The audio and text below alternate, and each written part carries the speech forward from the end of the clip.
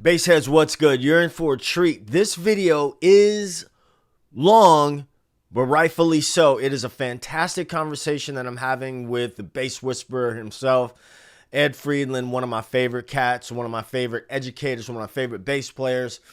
This guy has done it all. He's just a wealth of knowledge. And so here's what I want you to understand. There are timestamps below this video. So watch a little bit.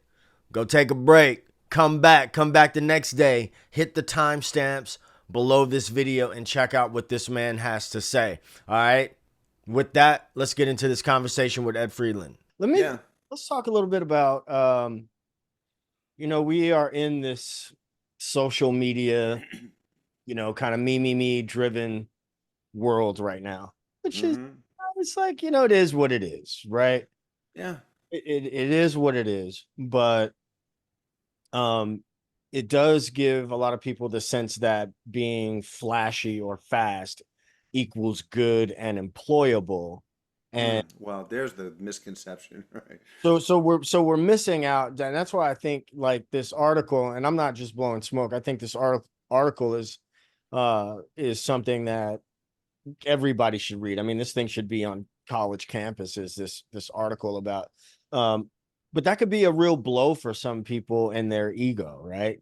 Well, yeah, you kind of have to get that out of the way, because I mean, it's not a cooperative place to work from if you're only thinking about what you're going to be doing. You wrote this when you were doing the Mavericks. How easy or hard was it for you to kind of reel in your own ego and your own creative ambition to fit in that box? It wasn't that hard because I mean, I knew what they were about before I got into the band. I was just gonna go out and sub one show with them. And so, and I had seen them before, so I knew where they were coming from. And in a lot of ways, like the work I was doing prior to that when I was living in Austin, playing, very traditional country and roots music and very sparse, not a lot of movement or you would say flexibility for the bass player. Mm. It's like play this, and I spent a lot of time doing that kind of genre where like there's a line and you got to play it and anything else you do is going to sound wrong. So I got used to, understanding that this is the line, and if I, there could be other ways to approach it, but I have to approach it this way because especially now the Mavericks are not so much country music, although they came from the country world, Mhm. uh, but even still, with a lot of the songs that they did, well, 90% of it, well, no, 70% of it was this, then, 1 and 5 triads, and a lot of times the piano player is doubling you. And so when that's happening, just like in country music and honky tonk, you got to be there with that left hand. Because if you get off, you got two bass instruments and they're conflicting, right? So it's up to me to follow them because they're gonna just do what they do. Mm. I'm the one who has to make the adjustment. So I was used to that. And as far as like, getting my ego out of the way, I mean, I think, you know, what it forced me to do, playing music where the bass is not a feature. There's never going to be a solo. There's never going to be my time to shine. This is like, you're in the trenches from the first beat to the last beat, and it's all about the support thing. And the music itself was so simple.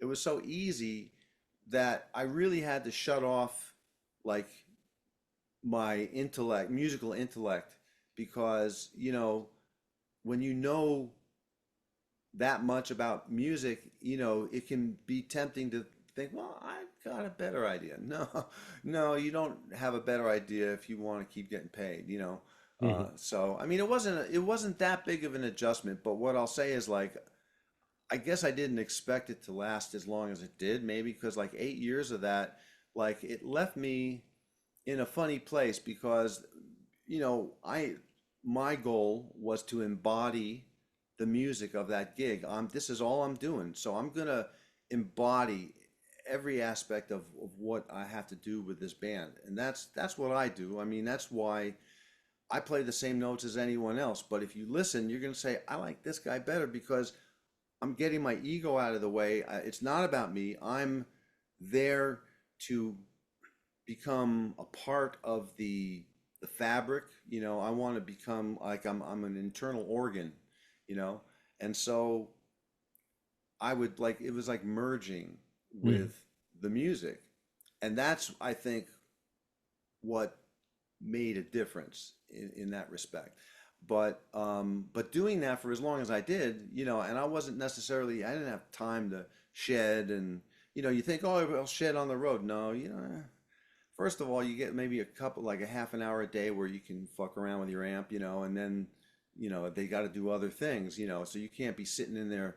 I had a little amp on the bus, but it, I'm not, I didn't take that opportunity to like really keep up on my chops and I mean, I would work on things, I'm kind of always in my head and whenever I get a chance, I'm always trying to work out certain things, but I didn't really do any serious shedding. So when I left that gig, it was like I had to really like work my way back, especially playing jazz, on upright bass because the upright playing that I was doing with them was just like thumper mode, Yeah. and it was great and all that, but it was a bit of an adjustment. I found, wow, now I have the freedom to like play more stuff. And what do I want to say? What do I got to play?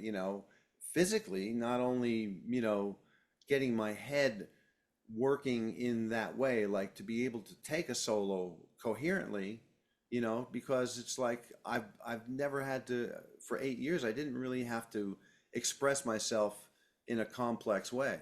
Yeah. And now suddenly I'm on a jazz gig and I got a blow and it's like, well, how do I express myself this way now? So it took a little while to readjust my thinking, but the fact is this whole philosophy behind the art of being no one article, it applies to jazz too. It's not genre specific because the real point of it is not like, oh, you should play less notes. It's like you should play what the music Mm. demands, what the music needs. Now when I'm playing straight ahead jazz on a gig on an upright, it typically demands that I take a solo because at some point or another they're gonna say you got it, and so there's a whole other expectation. The expectations are just more expanded anyway. So like everything I do, it's still I feel like I approach everything, even if I got to play fusion. If I can play in jazz fusion and chops and lots of notes and wacka wacka and effects and all of this other stuff, I'm still going to come to it from that place. Like, what does the music need? If the music needs me to like step out and use a bunch of chops, well, I hope I can, step out to that level. Well, Uh, I don't mean to cut you off, but no, no, yeah, that brings up a couple of different questions for me that I have for you. yeah. One, and I know that you've got a lot of information here, but today in 2024, what are let's say the top 5 things that a bass player, specifically a bass player, needs to be successful? Have they changed that much since you started? Um, well, I don't. The thing about the word success or the concept of success, it means different things to different people, right? So it depends. If we're talking about succeeding in like becoming a working out there, gigging player, playing in bands, playing with different people, freelancing or being in a group or whatever it is, performing live, I don't think a lot has changed. I mean, the basic requirements are still there, which would be what outline the harmony, keep the rhythmic thing tight, whatever that means. Some people, it's about time, but it's also about groove, and it's also about the flexibility that you need to have in that. I mean, so that those two, harmony, rhythm, uh, understanding the genre you're playing so that you know you're playing appropriate stuff and you're not like playing something that doesn't belong there, which kind of fits into the whole scheme of the article. Um, you know, and then there's just the responsibility stuff of like, you know, being on time, being prepared and all of that kind of stuff. Um, and you know, getting along with people and not being a problem on the gig and all of that sort of thing. I mean, those kind of things are all still, I think, important. The other kind of success that I see, and a lot of people are doing really like the online thing has become real, as it were. And to me, my generation, it's like I've accepted that this is the way it is. Yep. But, you know, I see like people having entire careers strictly online. Yeah. And this is where you start finding these mega chops players who are just like, oh, you know, Right. and it's like, I mean, you know, when Victor hit, I thought, well, it can't get any better than this. I mean, in terms of, I mean, when you talk about musical, I still think Victor is like, you know, he's, you know, kind of hard to beat in terms of musicality and feel, but on a just a sheer technical level, I could never approach any of that stuff. Yeah. And now it's like seems like every 10-year-old has got all of that together and more. You know, there's cats out there now doing stuff and the fluidity that, you know, these guys have. I mean, some of my favorites like that Charles Bertude cat, you know, man, Yep. Yep. smoking. Well, let And me go you ahead. know, Go ahead. he's playing real music with this stuff, you know. And who else is cool? Mohini Day, you Yep. know. I mean, untouchable from my perspective, you know. And but what I like is I've seen like Mohini is like performing now. She's out there now. My only not it's not a complaint, but my question is so many of these people have developed a style of playing that's so completely self-accompaniment or just over the top that like you could have a track and go nuts to it online and people are going to be like, "Whoa." Right. But is there opportunities other than, you know, the virtual world for that to happen? I'm starting to see some people take it from the virtual into the reality. Like, then there's another a woman bass player. I forgot. I don't know if I could pronounce her right. Kinga Glick. Oh yeah, I know who you're Yeah, talking. right. She just started out, you know, like everyone else. Hey, look at me! I'm playing some cool stuff online, and you know that's what everyone does. Fantastic. But I saw a video of her like she did like a live thing with like she had a big band behind her, Yep. and basically she was doing her thing, you know, playing these funky riffs and you know, I mean, it wasn't like she was like blowing Jocko solos or anything. She was just playing grooves and but she had this whole big band and all of this stuff arranged around what she does and doing it live in front of people. I mean,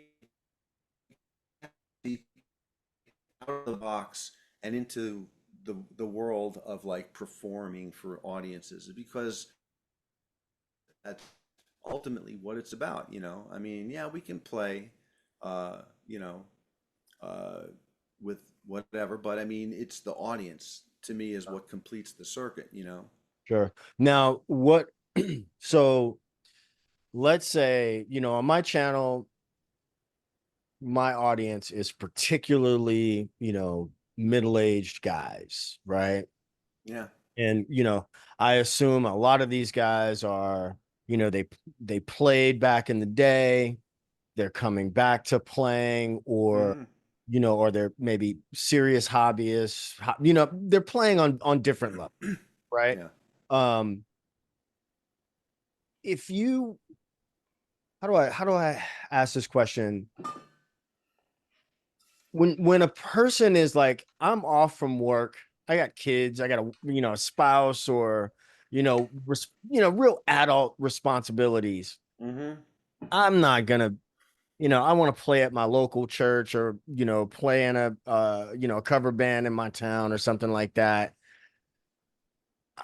All this online stuff is cool.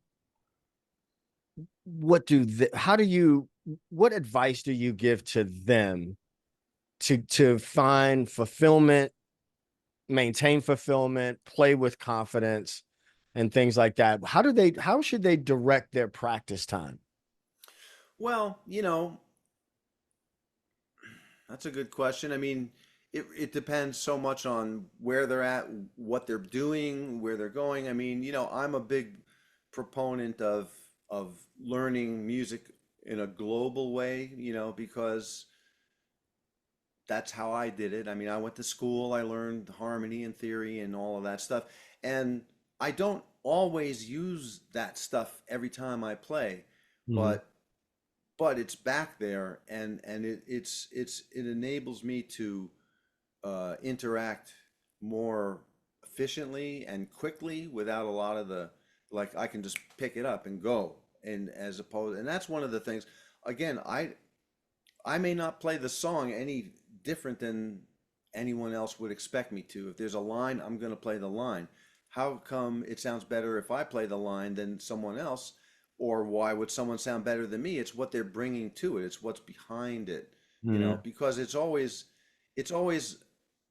not, I mean, the line itself is what it is, but it's how you perform it, and where you're coming from. It's not just the technical aspect of, like, how you play. Like, you can, let's say you get five guys in a room and they're playing the same line and they're all playing it right, and there's no technical, like, oh, that's sloppy. No, everybody's playing it equally as good.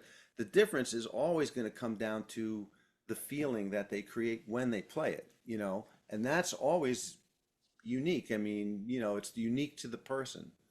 And that's where the music comes from. Once you get past the notes, and everybody can play the notes, what else are you bringing, and it has to come from, well, it's not, it doesn't have to be this big spiritual, foo-foo trip, woo-woo thing. I mean, it just, for me, it comes down to um, integrating the rhythm into my body. And that was a big lesson for me, because I'm not like I don't dance. I was one of those guys who became a musician so he didn't have to dance at the I wanted to go to the dance, but I didn't want to have to dance. I want rather make people dance, so I grew up with this kind of uptight, like, I don't know. Anyway, what can I call it? White man's disease. I mean, Carla, would you? I don't want to get into that ball of wax there, but I mean, it felt like, I mean, I always played well, but one advice, I don't know if you remember Baron Brown, Yep. great bass player. We were buddies back in, the Berkeley days, and he heard me play one night and he says, "Man, you sound so good, but you gotta shake your booty, man." I'm like, well, yeah, that's going to be a stretch, I think. But I heard what he said, and Yeah. it took a really long time for me, and the way I did it wasn't necessarily through dancing, but I got a drum set, Okay. and then I tried, to teach myself how to play drums, and that involves the feet. Like, for me, the big thing was getting the kick drum. Once I kind of got the kick happening, I started, like, having a whole different physical sense of what rhythm is like, and playing drums. I never got really good at them, but I could keep time. I had no chops. I had no what would I say, touch for the drums. I just fucking banged them. Yeah. But I could keep a beat. I could keep a groove, and I could play along with a song and feel it from this physical in my body sense. And what started happening, I'm on the gig, and, like, suddenly, like, my feet are alive. It's like, oh wow, my feet are like, hey, I got happy feet. Like, it was some dumb thing like that. But you know, playing the drums kind of got my feet into the picture, instead of me being like this top heavy, like, giant head looming over the bass.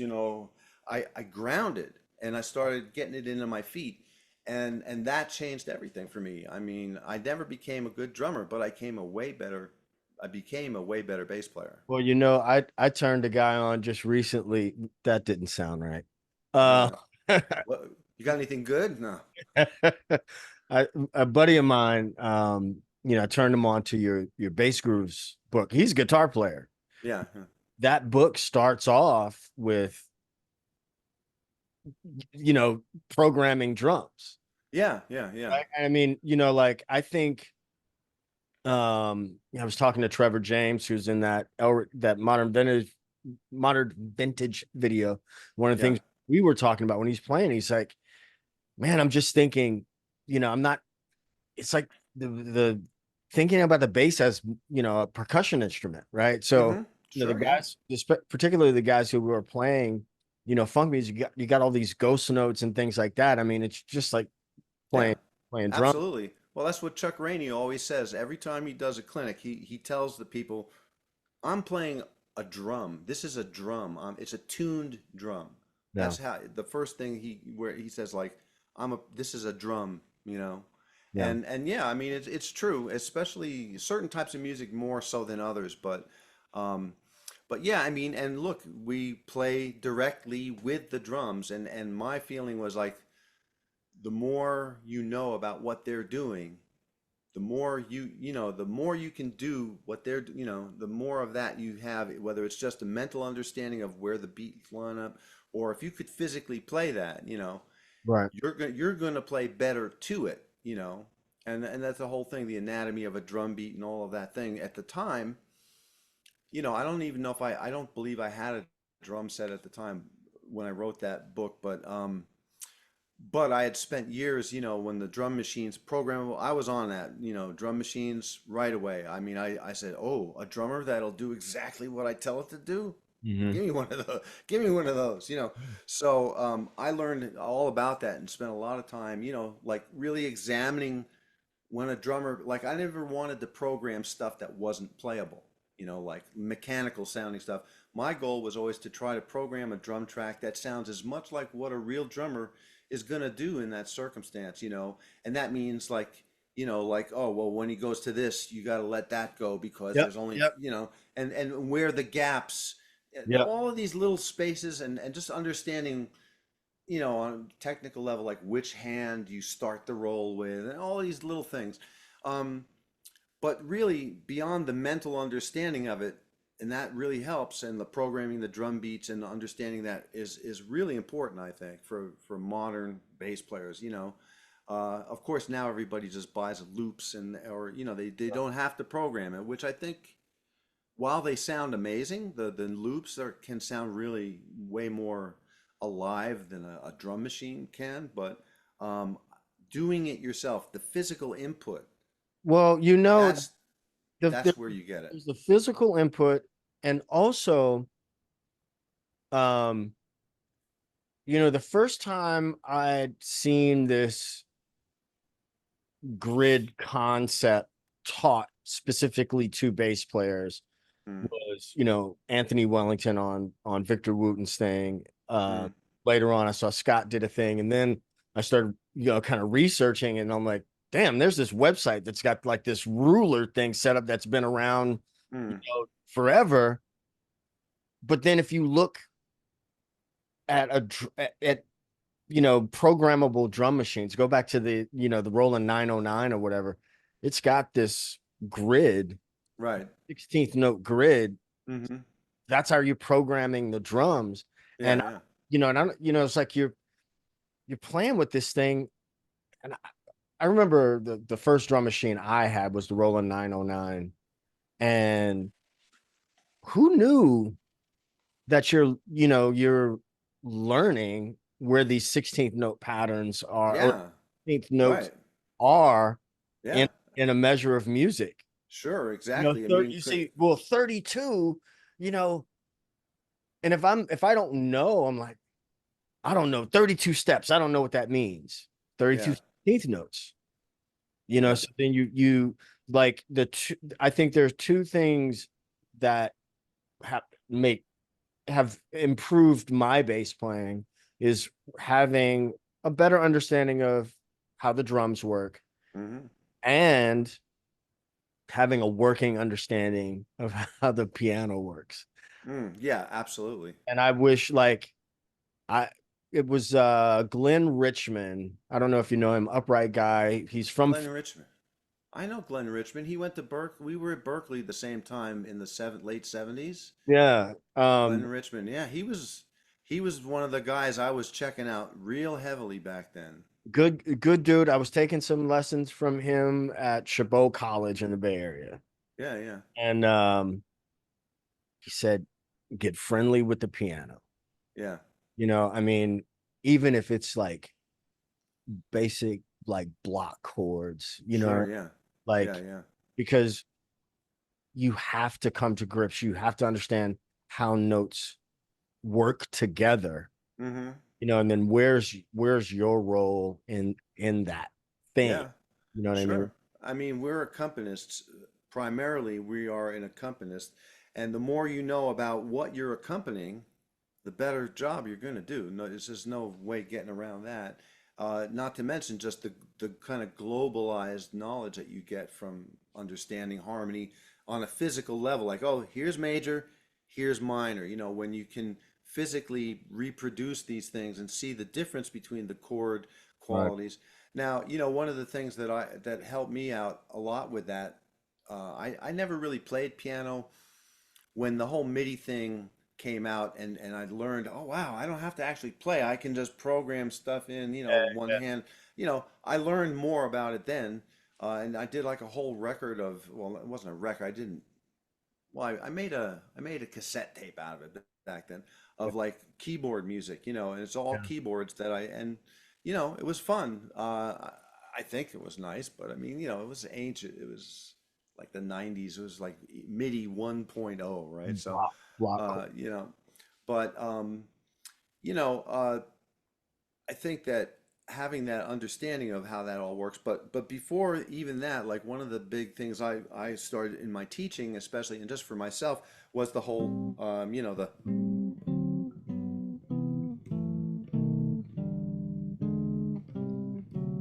the basic three note chord shapes that you can, root and guide tones, basically root 3/7, minor third, minor flat seven, just being able to play those gave me the ability to look at a tune and say, oh,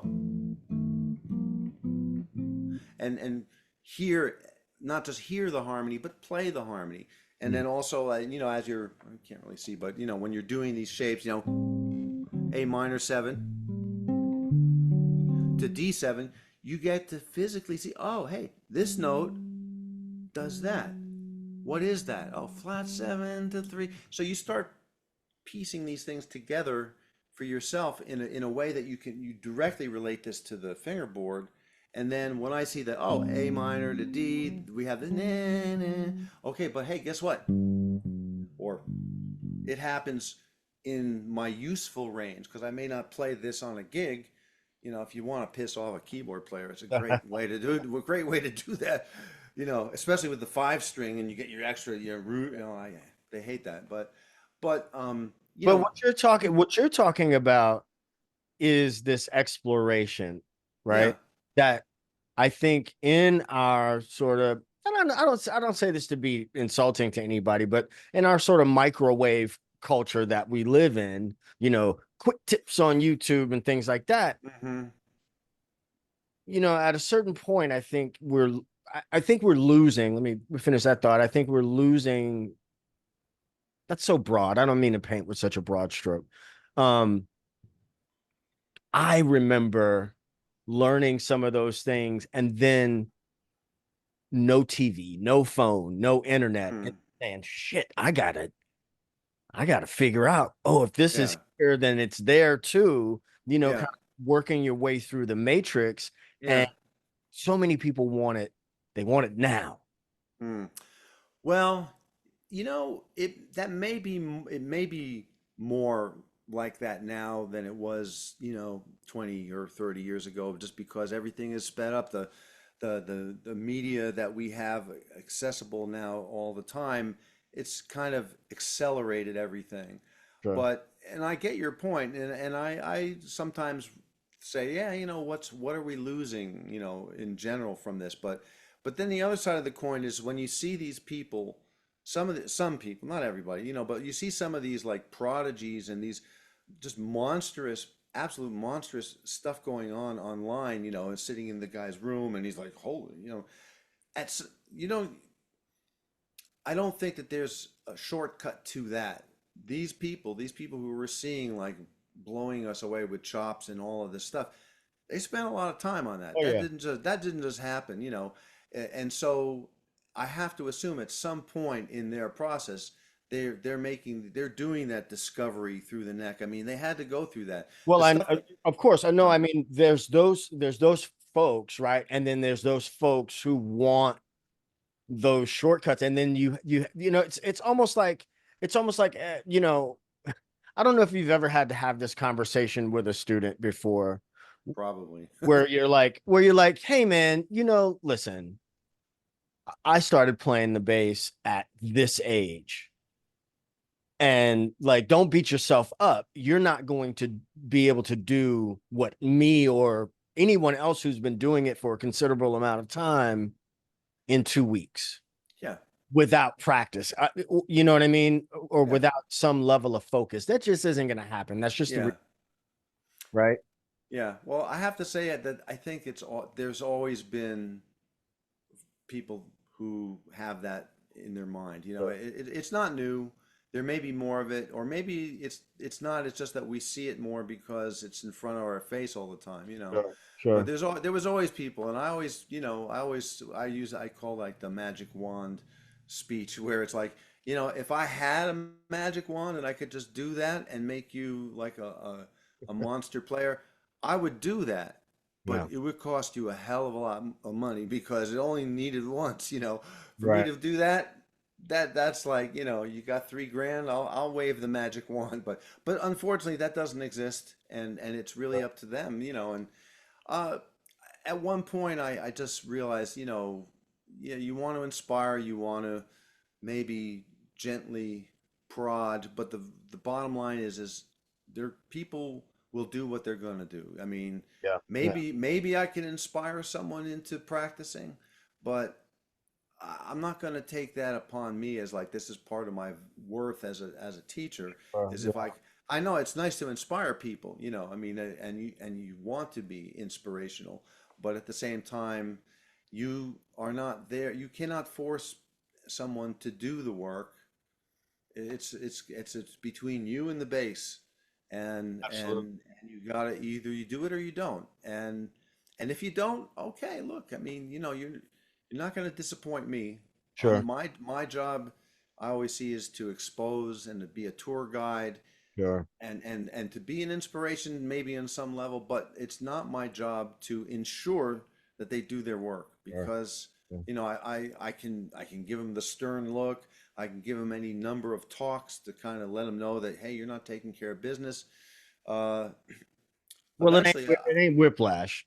yeah, no, oh yeah, no, no. I mean, look, I've had difficult teachers, nothing like to that. That was Hollywood, but I've Yeah. had teachers give me the hard truth, and made me kind of like not like the guy, like, fuck, nobody wants to hear that, like be that crushing sort of moment of like, you ain't making it, and it's because you're not doing this, you know.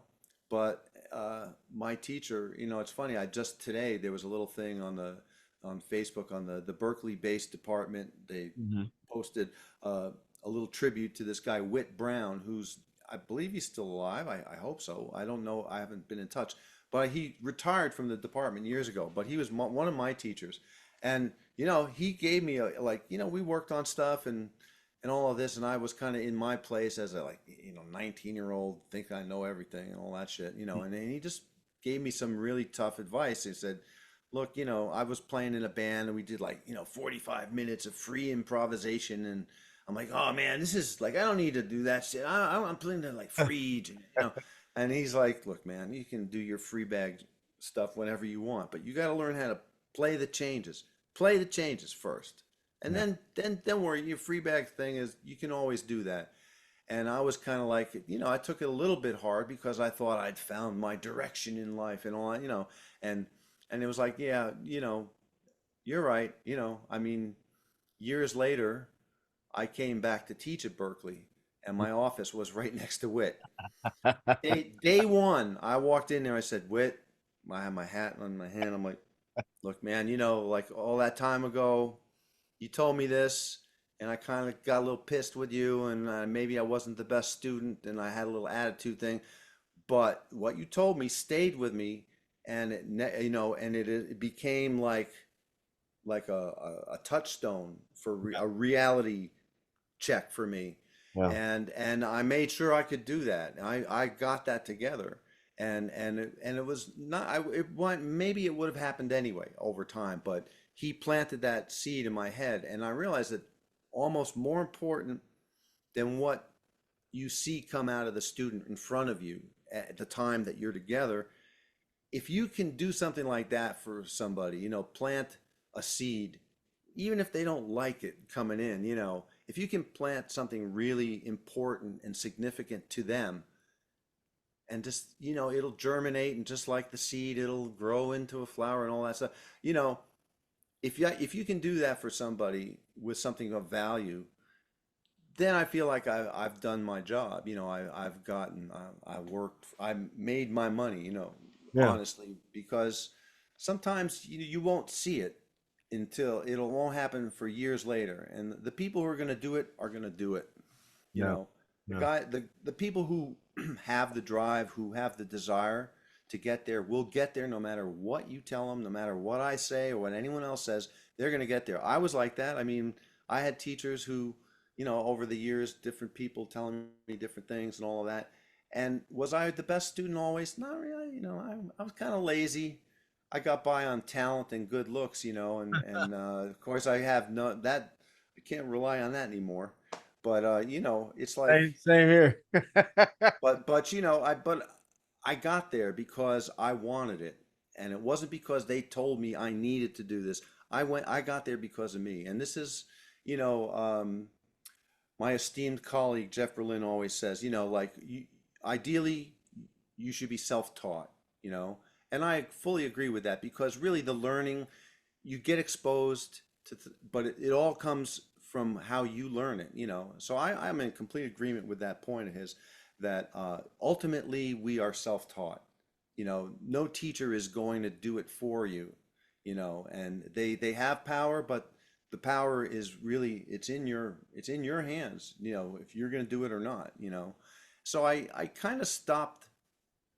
I became a teacher who maybe wasn't always busting people's chops. I mean, you're not working on this, I mean, some people need that, and you learn, okay, this person needs to be prodded a little, but I just figure the best I can do is expose them to what they need to do, try to hold them accountable on a weekly basis or however often we see each other, and then, if they're going to get it together, if they're going to do something with it, they will, regardless of, as long as I'm not like damaging them. Like, that's always Sure. been, like, I'm not going to make someone feel bad about themselves, so that they give up. I mean, that's completely off the table. I mean, you're there to encourage, but I can't take responsibility for what happens once they leave the place. Yeah.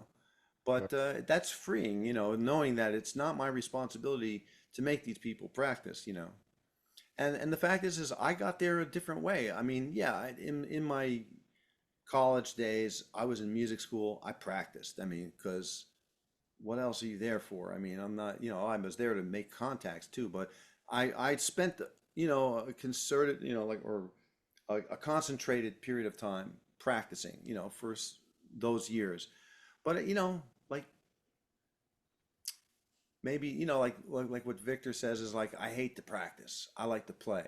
Yeah. And that's kind of where I'm at. I mean, like, I will practice things, because I have an interest, but I'm not like super motivated. You see these jocks are like, oh, I practice 8 hours a day. I'm like, well, I mean, I believe some people are capable of that, and I believe some of these guys who are playing the kind of stuff that seems unimaginable to me, that's how they did it. I I personally, imagine, well, to that, I I also feel that ideology, or that idea that you know, we all want to just play, right? We learn how to speak by hmm hearing and copying, you yeah. know. Um, I realized that I learned how to play by copying the stuff that I liked. And then hmm later on down the line, kind of reverse. Oh, dude, you got to see this. Mm. You got to see this. Oh wow, there you go. It's it's Ka-ching. it's Let's never see what do I get? Like what for every book they sell, what do I get? Let's see. I don't know. You don't want to know. But I'll say one thing. gotta be something good. Come on. No, no, here's the thing. That book in particular, the Hal Leonard Electric Bass Method, Yeah. um, that that has been like for me personally in terms of just in a business sense has been really a tremendous boon to my life. You know, financially, it sells well. They push it because it's their method. You know, but I put a lot of time. I mean that book, especially Good shit. book one. I had an editor. They assigned an you know usually I would write my books to them and send it in. They'd clean it up and they'd print it. Yeah. This thing they assigned an editor, and I Yeah. would have to send my stuff into them, and they say, "Oh, we need this," and I'm like, "Well, come on, man, dude, But I listened to the guy, and it forced me to really tighten up. I feel like this maybe more so than any of my other books is like super tight, you know. No, man, Um, there's some really good stuff in here. Even like the starting in first position, right? To have yeah, it written down like this. yeah. Um, Well, yeah. I I think mean, it's realistic. Like people, like you really, how many people always play one finger per fret in first position? yeah. You know what I Well, mean? and that's the thing is like when I started teaching, I had some dogmatic ideas about, oh yeah, well, one finger per fret. But then what does that leave you with when you're doing octaves? It's like, oh no, that ain't right. I would never play an octave like this, Right. like over and over. I mean, if I had to for something else, yeah, but I mean, I wouldn't be like grooving Right. all day Absolutely. with that kind of, stretching the hand. So I just said, look, let's make this. I wanted to get people started like on the instrument as it's played without the dogma of one finger per fret. And you know what? I There's a big thread about that book on talk bass, and I chime in once in a while. And there's always a lot of discussion about well, one finger. Well, what did I use? One finger per fret, or is it one, two? The Simandl fingering, and it's like you got to use both. You got It's to. both because it depends on what you're playing. There's no one right way to do it.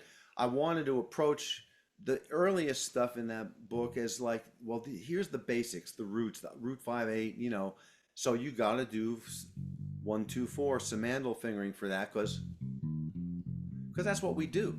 Yep. You know, when I see people doing it, I'd say, doesn't that does that hurt?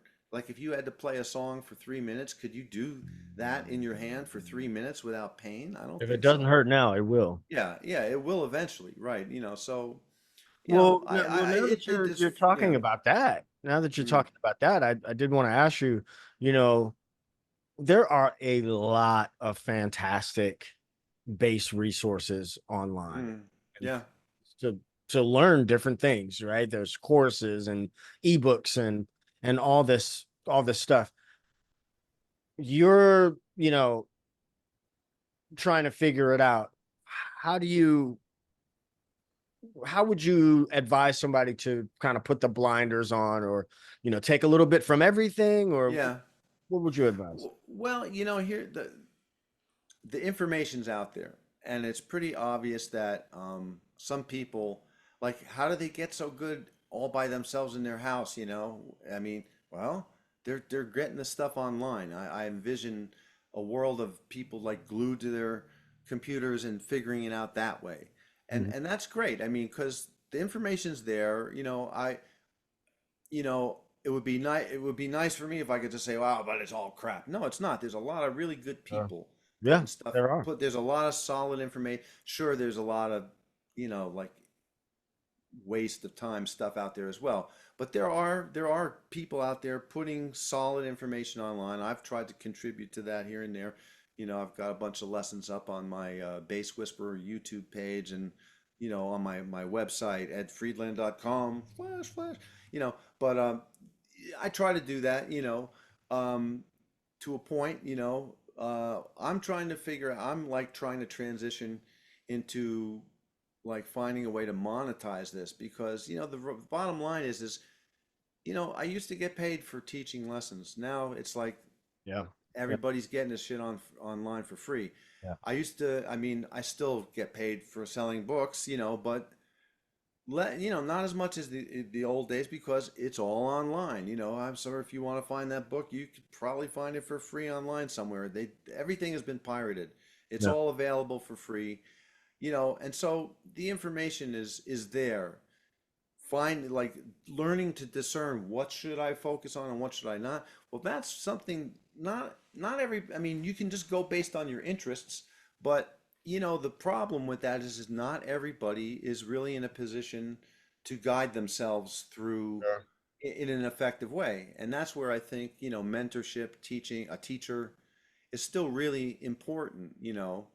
It's just that, I think, I feel like there's less of that now because there's so much available online. You can buy, it started with DVDs and now it's like it's all live and online. And if you do teach, probably 80% of the time it's online, which I didn't want to do for a very long time because I felt like that's not really the way to connect with a student. My ideal model for that is like me and a person in a room with our bases and I have my resources all around me. So like if I say, oh, well, let me show you, this is what I'm talking about. And I've got something right there. I can play them something or show them something, Sure. and then over time and you develop a personal rapport with an individual and you learn about how they learn because I know people have tried to debunk the whole concept of learning styles.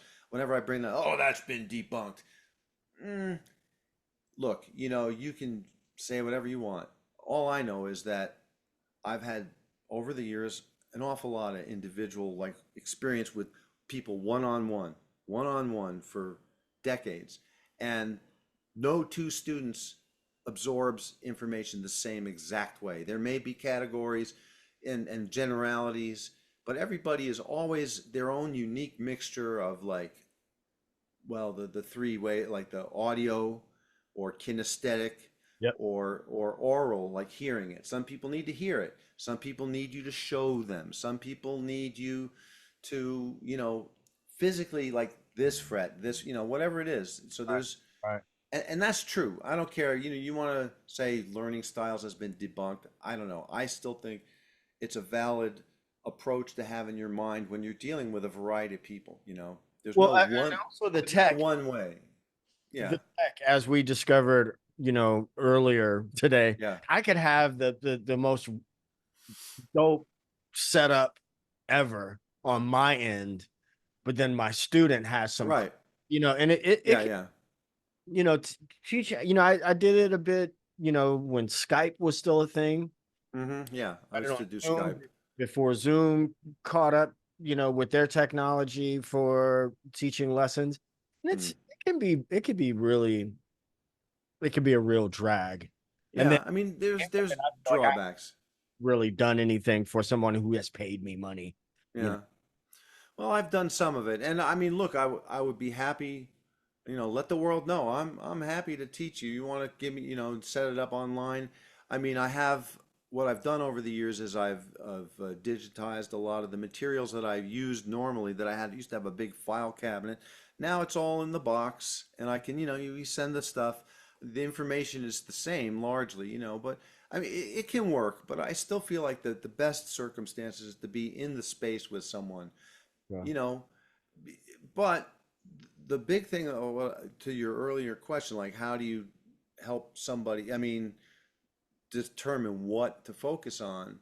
I mean, you know, the hard part is like figuring out what's real and what's not. But I really I think that there needs to be some kind of mentorship there, because the other thing that it does is not only will a good mentor help you determine where your energies are most effectively, put. It's also like a feedback loop. I mean, you need accountability. For me, the critical part that was always missing in any online instruction is the feedback from the teacher. Like if you could record yourself playing everything that we covered in that lesson and send it to me, and I could sit there and critique it and come back with, well, okay, so this you need to do that, because there's always stuff that the teacher is going to point out. No matter how good you get your thing down, most likely there's something you're missing that an experienced teacher is going to be able to pull out for you. Yeah. Um, and like in a lot of these online courses, I don't know, I won't say for sure, but I imagine that there isn't that feedback opportunity. Like you buy the course, you work on it at home, maybe you record yourself, and I don't know if that exists, where somebody you can get the feedback after what you've done. People just they take the course, they do the thing as much as they're gonna do, maybe some people really get in there, maybe some people just like they're tourists and they go through it and they think, yeah, I got through this book. I mean, even be the old days. I did this book. I ran through that book. And you can go through my book in a half an hour, but does that mean you got anything? I don't know. I mean, if you can read my book, The Building Walking Baselines, you could read through that book in 20 minutes. Yeah. But what you need to learn from that book is not whether you can read that stuff. It's in there. It's Whether the you can process. where you It's can it's apply the process, it. Yeah. and can you apply the process? So to me, that's part of the teaching paradigm that I wish we could retain that in almost every. I mean, to me, just here, kid, take this and I'll never see you again. I don't know. I mean, if I just want to make money, then all right, I'll just sell you this, and I don't care what you do with it. I got your money. But from a teacher standpoint, I would like to sell you this and be part of seeing how, how do you what do you do with it? What can you do with this, because and how can I help you do it better, That's Sure. what I think a lot of people are missing, but it's who goes over to the guy's house, and I haven't had I've had one or two in-person students here in the last year or so, but it's not like a thing where I used to have, uh, 10 hours a week or whatever, or whatever, a schedule. People coming all the time, every week, same time, like a pattern. Well, those are It's, good relationships too. yeah. It has changed so much that sort of centuries old relationship Hmm. between a teacher and a student uh Yeah. missing in a large way. But let me Yeah. ask you this: you're 19 years old, Ed Friedland, 19 years old in Mm, 2024. mm, Bass is your primary instrument, and you really want to make a career in 2024 as a musician. mm. What would Ed Friedland do today? I'm not looking for quote unquote right answers. Yeah, yeah. Well, I I think there mean, is a right answer. I think,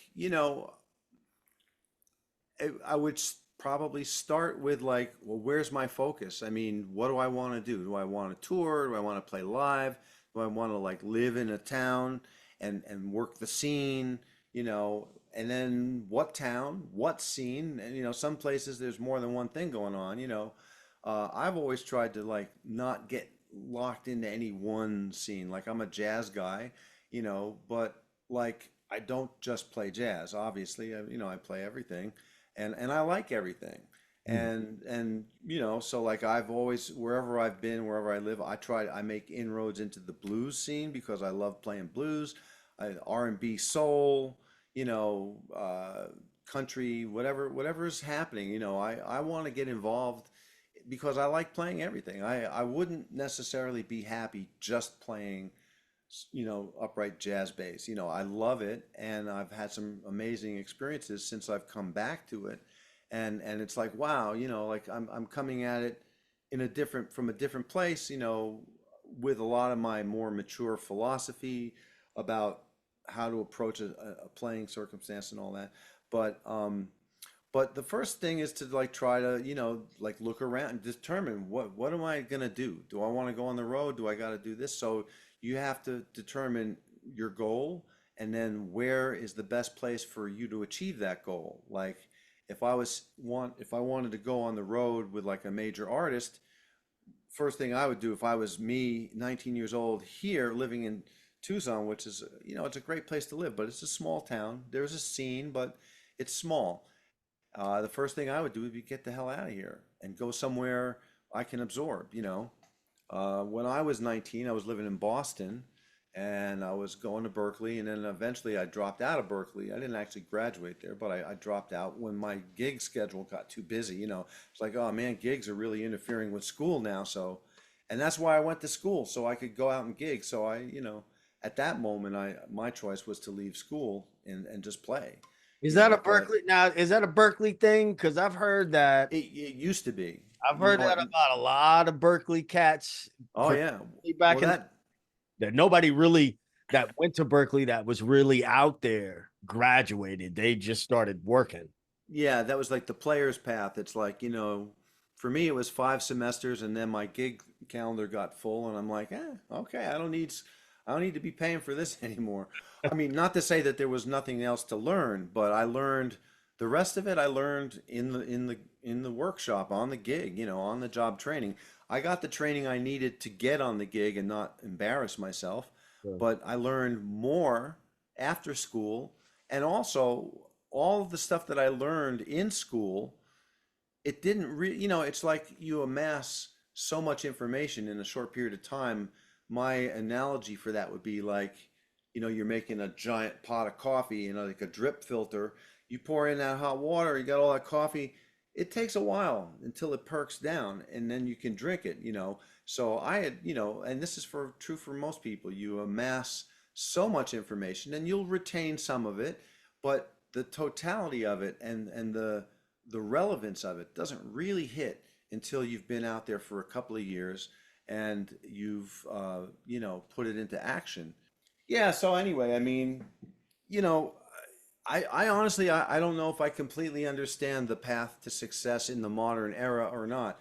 I know that the path to musical success hasn't changed that much. I mean, the delivery systems have changed, uh, and maybe it's more accessible, to people. Like they don't have to spend whatever bucks an hour to study with someone. They can watch them play Mhm. on YouTube. You can take their online stuff. There's so much stuff out there that's good, that's free. I mean, but the key, I think, to any type of success, determine what exactly it is you want to do. If you don't have a really specific sense of what that is, well, pick a spectrum. I know I want to play bass. I know I want to do this. So step one is to just get out there and see what's available to you where you are.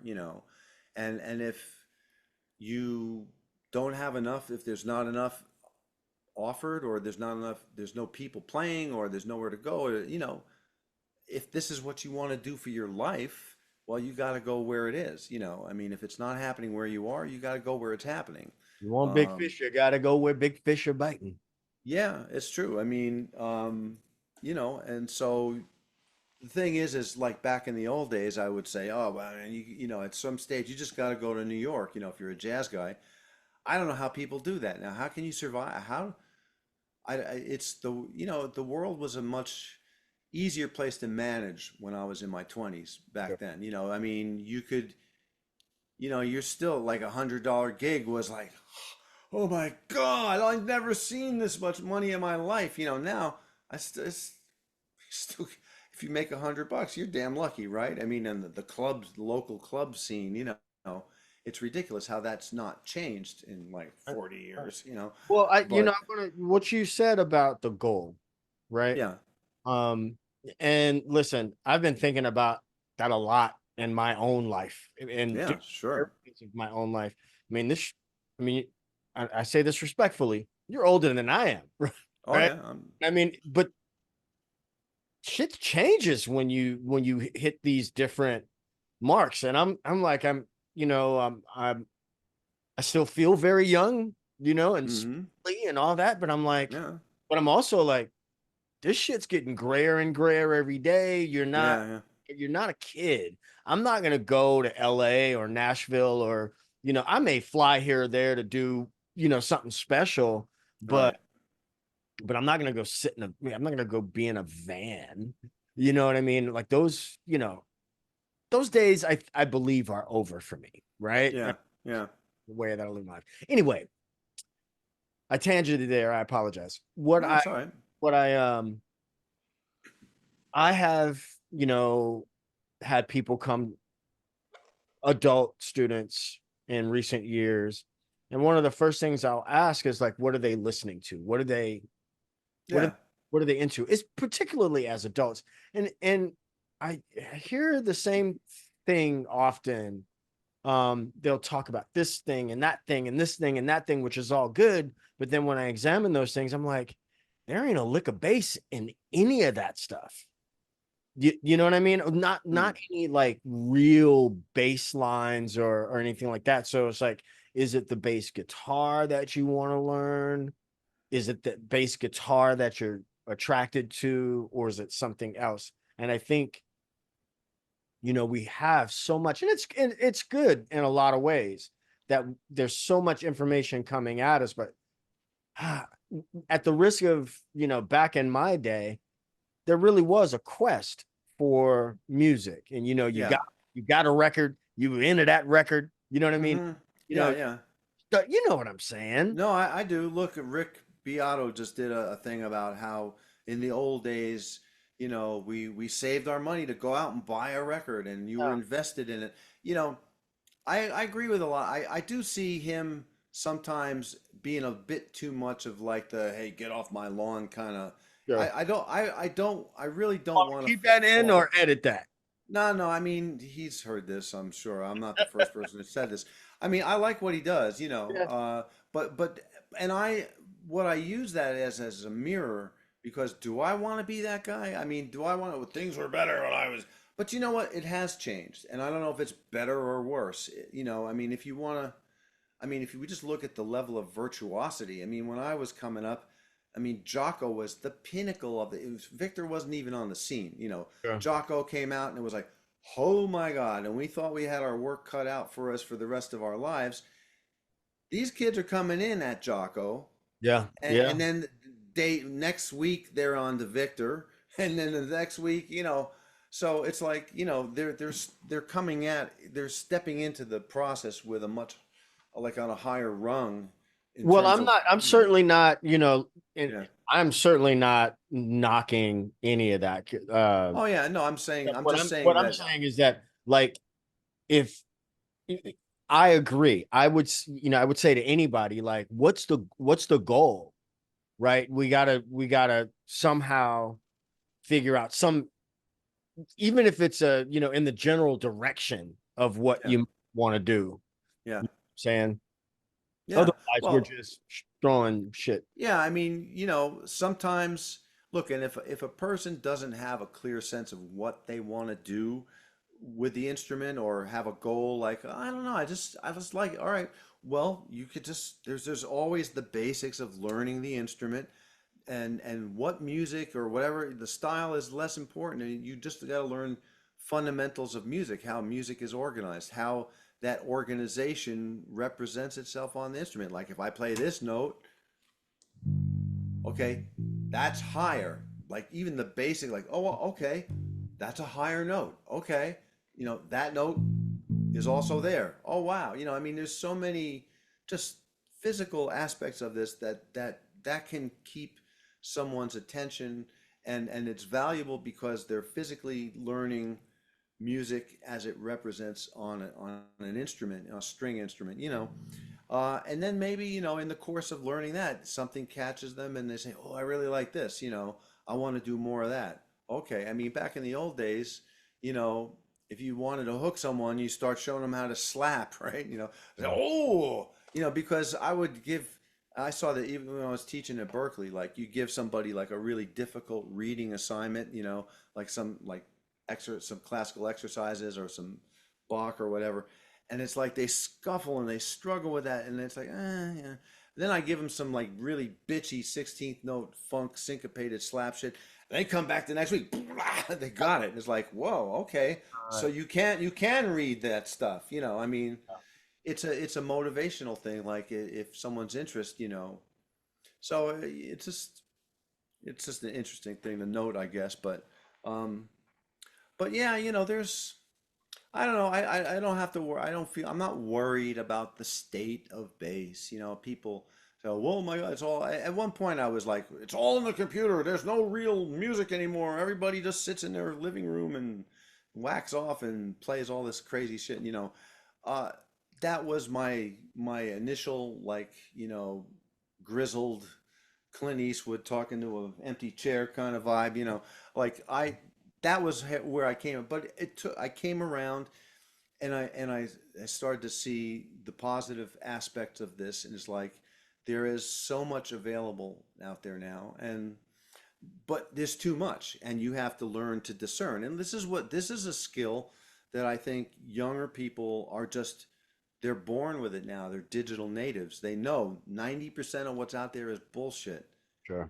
or a Yeah. scam or don't open that email. They know. Don't oh, I'm not even gonna look at that. They don't even use email probably, but I mean people who grow up in this digital realm, they have sort of a built-in filter already, I think, knowing that most of this is unreliable. I got to find the stuff that I can rely on. And there's people talk, there's I think the people who are doing good stuff online, they develop their crowd, and it just takes a little bit of search engine time. I mean, to learn to make those choices for yourself. But yeah, I kind of miss, that one-on-one old school connection with a student. I get to experience it once in a while, but you know, uh, it's weird because like in the town that I live, it's like it used to be when I lived here, I had an ad out in the local paper and I got lots and lots of students. I mean, the local paper, it's like 3 pages now, and the classified section, it doesn't exist. It's just, classifieds now, it's, stuff that doesn't pertain to what I'm doing. So, uh, that's not really an opportunity to, there's, Ladies and gentlemen, casual encounters. right. I saw you at the grocery checkout. You were wearing leopard skin tutu and no. Is it just me? Was it or was there a vibe? Yeah, Yeah. and listen, I times change, right? Yeah, I yeah. mean, and look, I've had this conversation with other people in this space before, and shit changes. Yeah. And the the kids that come out and they are just like, holy shit, like all of that doesn't appeal to me personally, and it doesn't have to, Hmm. right? It Yeah, does, no, yeah. but I'm certainly not going to be pissy about it because Yeah. No, they yeah, I got mean, it and I didn't. I mean, right. shit. Well, like the old saying is like if adults don't hate it, it ain't rock and roll.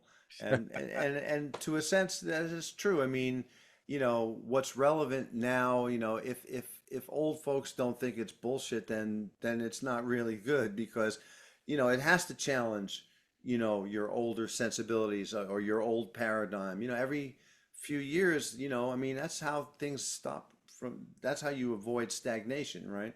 So, but what I noticed, like me as a senior citizen of the base now, is like, you know, um, maybe I feel like, well, maybe what I've got to offer, maybe it just doesn't compare to this. Like if you're motivated to learn how to be that guy, with a, well, you're not going to get it from me.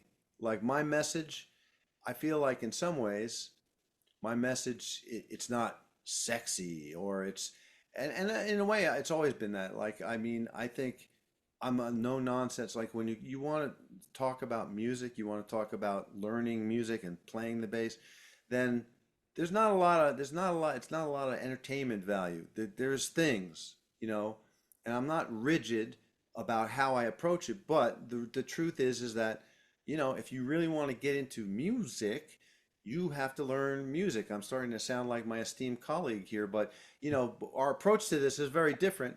I agree that music is a subject that, you know, you approach, there's many ways to, I think, approach it, but it needs to be approached. It's not, you're not going to just get it from, wacka, wacka, wacka or whatever, but, there's more to it. But, I guess, did I lose my train of thought? I'm not sure. Oh, well, senior moment, right? Is that, because like what I do doesn't really appeal in that level. Like I don't tap, I slap, but it's all old school. I don't double thump or nothing. I mean, I don't have the chops as currency that impresses people these days per se, like online. I just play these, when I'm demoing a bass, I play just something simple. I'm not like gonna come up with some mind-blowing thing because one, it's probably a stretch anyway, and when that happens for me, it happens in a musical context.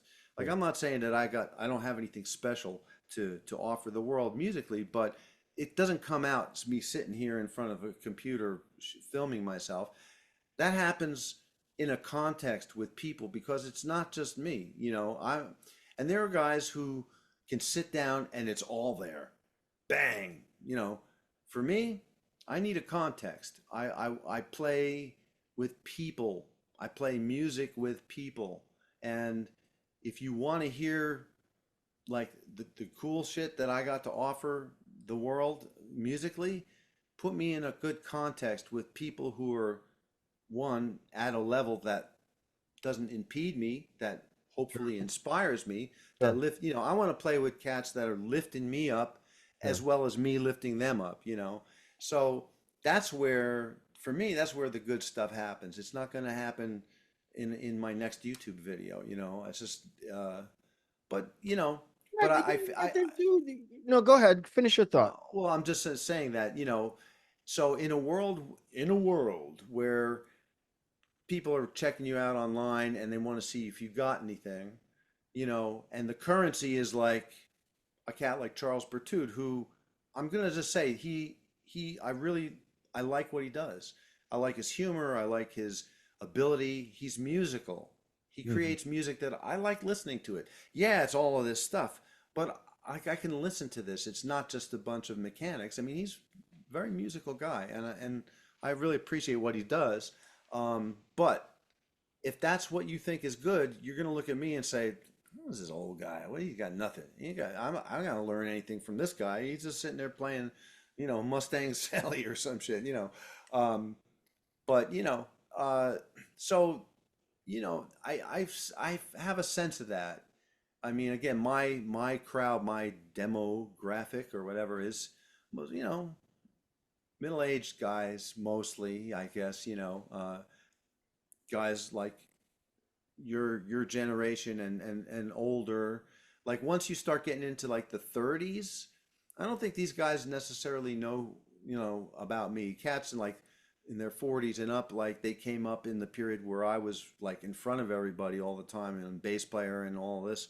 It was a great platform, and people got to know who I was, and I didn't have to go anywhere. I wasn't on the road. I could stay Those home. those those old bass player articles, the old, I don't want to talk shit about Bass Player magazine, but Yeah, I mean, there was a golden era where yeah, there was. that lesson page was just, Yeah. it was There were some really great people in there, I mean, and me. No, just kidding. Look, I know I do good work. I'm not falsely modest or anything. But you know, well, it's true. I mean, and there was a time for that, and they're trying to bring this kind of thing online, but like, well, the media industry is a whole ball of wax into itself. So you know, but there was definitely a period where there was a lot of that. And so the guys who came up through that, they all remember me and all that. But like, for the 30-year-old cats who are looking for inspiration, they may stumble across me and they're gonna like necessarily not necessarily get what it is that I'm offering them because I'm not speaking in their currency, which is like hyper chops and tappy slappy. I love the way, like Bertude does this. I mean, but a lot of people do this now. Like when I was learning all of these things, there was slapping and then there was finger and I would go back and forth. But like these guys now, they're slapping, tapping, and it's so fluid the way they change. Like I'm very impressed with the way people have taken this right hand technique and made it so fluid going back and forth. I mean, it's all amazing, but like again, I'm never in a situation where that would be requested. Like, can you Sure. do this? Sure. I'd have to wonder unless you're starting your own gig, and that's a good point. Is that all of this stuff, and it's always been this way. There are artists of the bass, and then there are bass players, right? Right. Now, there are cat like Marcus. I consider him an artist of the bass, and yet he came up in the trenches. He didn't spring out as an artist. He was a working guy. He was on the guy on everybody's record for a period of time. He was a working cat and who developed his voice, and became an artist, but he can still go in and do a session and play Sure. whatever the hell you need. Sure. Some of these people who spend their entire life focused on this expanded version of bass playing don't put any effort towards the other things because maybe they think it's easy and, oh, of course I can do that. And this is one of the lessons that I learned, and playing country music, which like arguably for a bass player is not super exciting, Hmm. uh, you know, and but you learn how. I mean, it helps if you like the music, but the point is that ability to provide Sure. what's necessary in the moment, and that's sort of the heart of that article. Is like, you know, yeah, I can do this, but is this needed when we're playing, like a country waltz? Sure. Hell no. Hell to the no, no, no. So yeah, my girlfriend turned, well, my wife, she turned me on to that song, Hell to the no, no, no. And I'm like, yeah, I'm behind that. But, uh, so I mean, it's about, can you fall into a circumstance? Like, can you provide the function? I've never considered myself an artist. I don't have a necessarily a unique voice on the instrument. I have many voices, Sure. depending on what I need to do. I have my thing, like when you put me in a jazz situation and tell me to blow, I mean, what you're hearing, it's my language interpreted through everything it's me, based on all my influences, and that's unique to me. But you could say, oh, he sounds like you listen to a lot of Jocko, or on Upright. Oh, you can hear all my influences, but Sure. it's still me putting it out there. That's all you got. Basically, is what you put out into the world, uh, and I'm not playing other people's notes per se, note for note. I don't copy anyone's licks per se. I mean, it may sound like Jocko, but it's not because I transcribed it off of Jocko and I'm playing it back to you. It's Sure. because I've listened to it, listened to him and absorbed his concept and his idea and put it into my own package.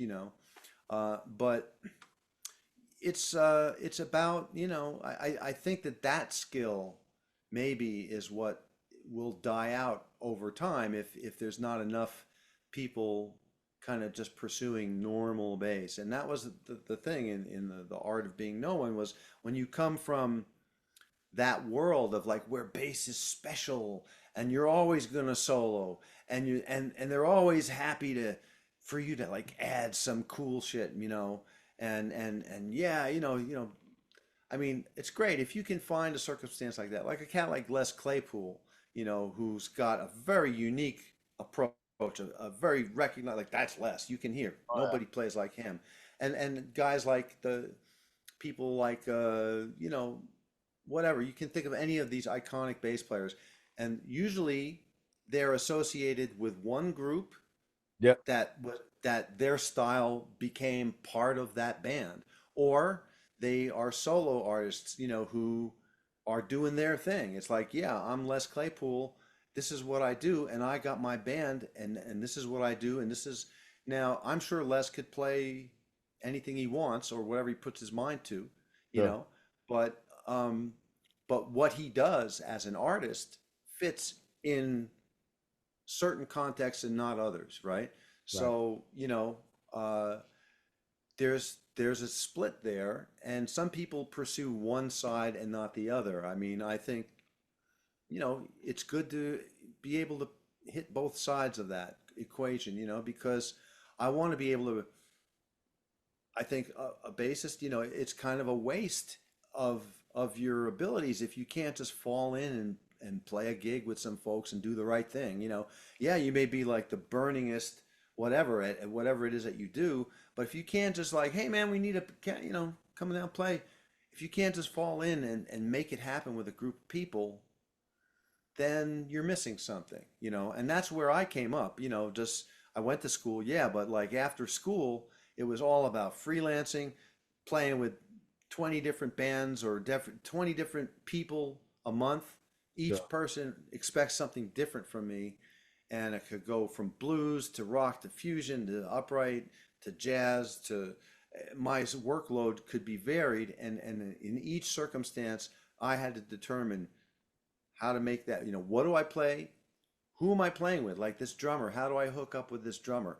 How do I, manage the vibe within the music of the people I'm playing with at the moment, Right. and I think for me that was like I came up as a freelancer and I always had the studio guys as my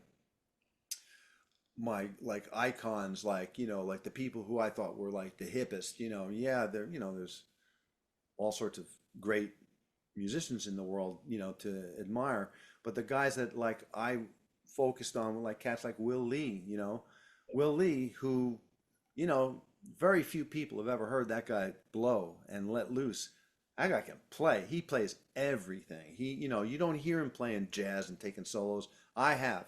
That guy is a monster at everything. And yet he has always been, in my opinion, like the pinnacle of appropriateness and brilliance, like brilliantly appropriate, for Right. whatever it is, you Solid. know. And guys like that, those are the guys that were my like I focused on guys like that, people who can play anything authentically and still have, like, yeah, you want to hear this? Sure, I got it, but for me, my goal was always to like, if I'm in a situation like a blues gig or a country gig, I don't necessarily want anybody out there to know about the other stuff I can do. Mm. Like, I'm not going to be warming up and slapping on the gig, like, hey, look at that, look at, getting them worried. Uh-oh, what did we just do? I mean, I want people to think that this is all I do, you Right. know, Right. because I don't want, I want to be appropriate for the circumstance, because that's where the joy comes from for me, making it all sound good. It's a global focus as opposed to me. And when I was younger, I would be more focused on me. What am I doing? Am I playing? How do I sound? What am I doing?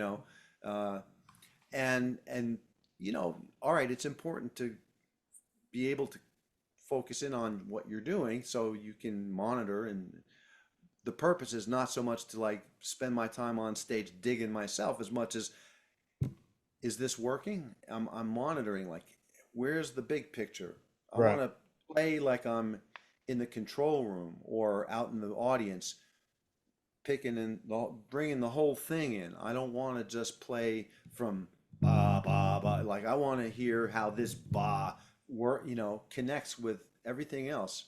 I want to listen globally Right. and not be focused on me. If I'm sticking out at inopportune moments, then that's something you gotta be monitoring and make sure you're not doing that. Because if you're working with singers, you know, you gotta stay out of their way. You can't be filling while the vocals are, and that, and you can say, ah, well, singers, singers, you want to make some money, you want to get paid, you better learn how to play with a singer, because jazz and fusion and instrumental music, I love it all. I love it all, but the work that you get, I mean, very few people want to go out and listen to a bunch of instrumental music. Some people are, and when I see the success of a group like Snarky Puppy, for example, the fact that they've been able to cultivate the success on their level, being as hip musically as what they're doing, and all these things like uh, the whole new crop like Corey Wong and the Mm. Fearless Fire. I mean, they're mainly just playing instrumental stuff. They're not singing. I don't think any of those guys are singing, and yet they fill up these places. And there's young people coming to see other young people play instrumental music. That makes me really kind of happy in a way, Yep. you know. But the fact is that there's only a few cats out there doing that. You know, not everybody's those guys. You know, they're up there doing it because, well, you know, they're really, really good, right? So, and they got a thing. But most of us, you know, you're gonna have to learn how to play behind a singer.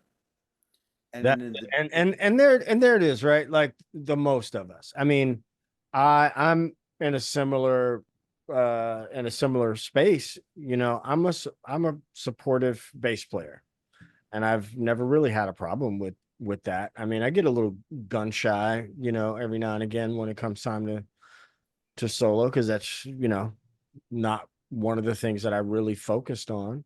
But it's an interesting space we find ourselves in. Time yeah, times change, you know, yeah, and I certainly don't find any value, and I feel like I've been saying this a lot lately, but I don't find any value in in doing the Clint Eastwood get off my lawn thing. I mean, yeah, you yeah, know, I you know, I had shit growing up that my father didn't have. You know what I mean? yeah, yeah. And that's called change. Yeah, I mean, I think it's important you know, as I get older, you know, I think you can go one way or the other. You can get, you know, hold your values and what you hold precious closer and tighter, like, you know, this isn't, you know, it's all that's left, you know, or you can open up and embrace your surroundings and where you are and maybe you'll learn something, you know. I mean, I I I had a flip in at one point because you know, my generation where I'm coming from and all that, my initial reaction, like I said, was kind of like rah, rah, rah, you know, but over time, you know, that's become an appreciation for some of the stuff that's going on. There's still a lot of crap out there, and I can't believe people put this stuff online. It's like, really? You want to share this with the world? Woo, okay, bro. You know, good on you. I mean, it shows maybe it's either cluelessness or it's like really strong self-esteem, you know. Yeah. Either way, I mean, you know, I mean, it's everything. It's good and it's bad, you know, but I've just decided to embrace, you know, the change, and also by understanding what I'm willing to do and what I'm not willing to do.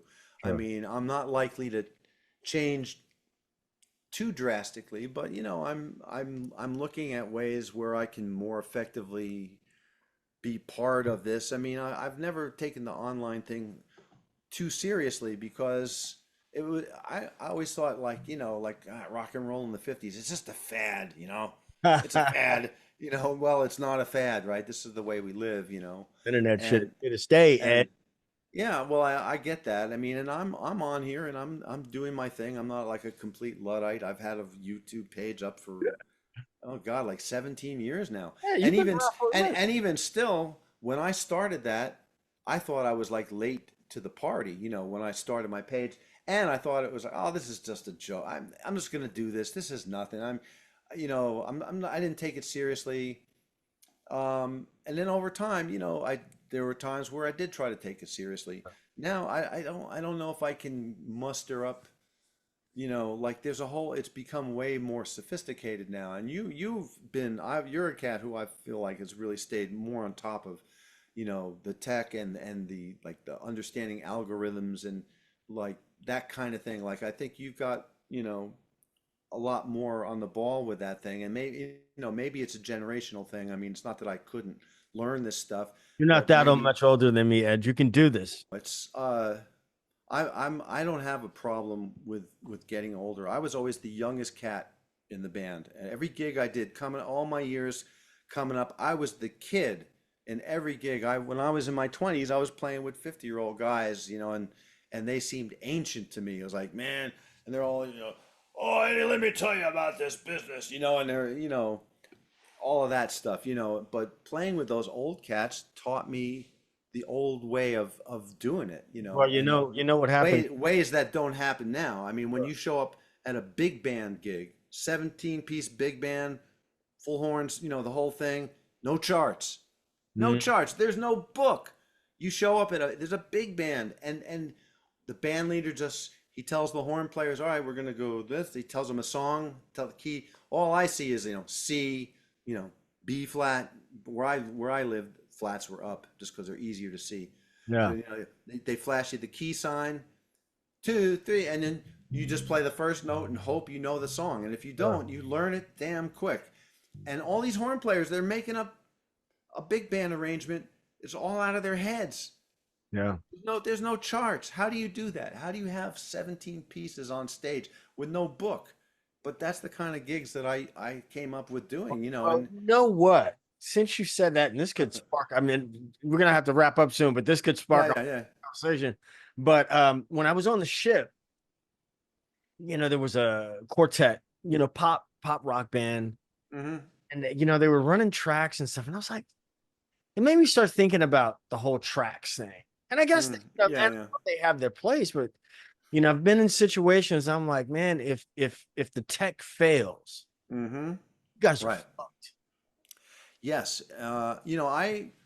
My only real experiences playing with tracks was when I was doing pit work, like theater gigs, Yeah. because there was almost always a section in most of these shows where they had like, some kind of something pre-recorded that we had to play to.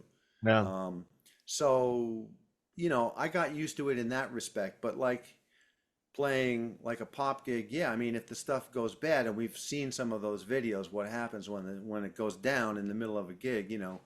Um, so yeah, I mean, it can be scary. I was playing I used to play at this church in Castro Valley, and they did three major theater productions every year, and the Mm, biggest one was their Christmas thing. And I mean, these things were, you know big, orchestra pit, all that, yeah, yeah, you know people yeah, flying. So anyway, right, right. there would be sections where there were, they were running tracks to thicken up the vocals, Yeah. right?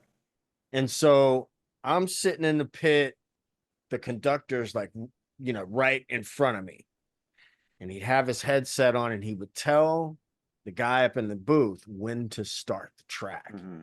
So this is the big finale, this is Christmas, there are angels flying and stuff, Mm.